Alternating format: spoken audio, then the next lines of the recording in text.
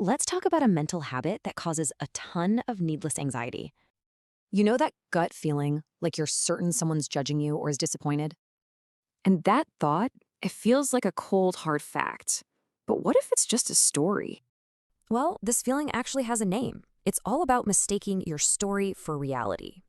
Yeah, we've all had thoughts like these, but they're just interpretations, right? Not facts.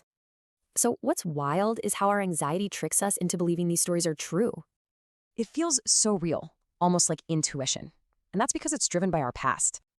See, our brain just uses these old patterns to quickly fill in the blanks. And this shows the core mistake, confusing what we see with the story we tell ourselves.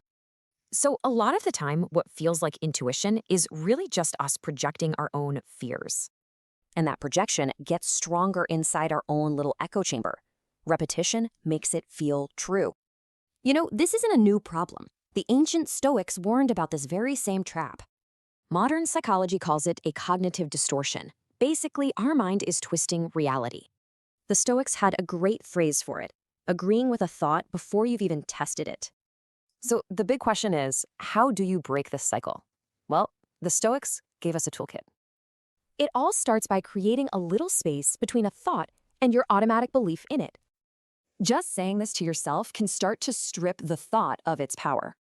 Next, you put that thought on trial. Honestly, most of these anxieties just collapse right here. And the goal isn't to prove the thought wrong, just to see that it's totally unsupported. Because we often trade real freedom for a false sense of certainty. This is the choice.